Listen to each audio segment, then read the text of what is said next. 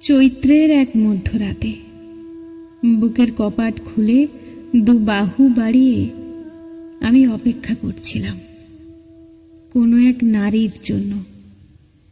কৃষি জমিতে দাঁড়িয়ে যেরকম অপেক্ষা করে উন্মুখ কৃষক ফসল ফলানো বৃষ্টির জন্য, আমি অপেক্ষা করছিলাম একজন নারীর জন্য, সম্পূর্ণ রমণী, যার স্পর্শে এই পাথর সোনা হয়ে উঠবে। ব্রোঞ্জ, তামা আর দস্তার সমারোহময় এই দেশে।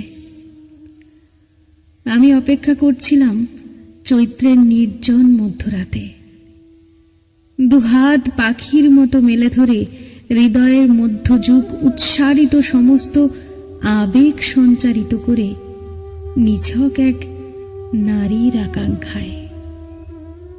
কি এক অচেনা আবেগের ভরে আমি অপেক্ষা করছিলাম মেঘহীন গুমোট গরমে, খরাপীড়িত বাংলায় চৈত্রের কোনো এক মধ্যরাতে।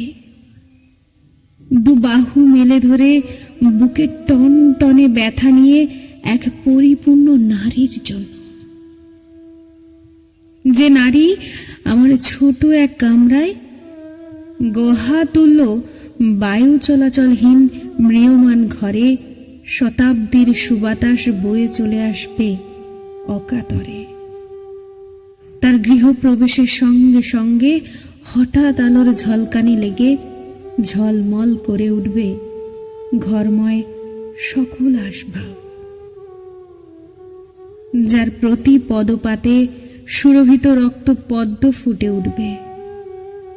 আমার বিছানার প্রান্তে বসার সঙ্গে সঙ্গে তার নিতম্বের নিচে এক রাশ রজনীগন্ধা হেসে উঠবে। দীর্ঘদিন অবহেলা ও অযত্নে পড়ে থাকা আমার কটি তুচ্ছ কবিতার বই সে স্পর্শ করা মাত্র প্রতিটি পৃষ্ঠা থেকে বসরাই গোলাপের গন্ধ বেরোতে থাকবে।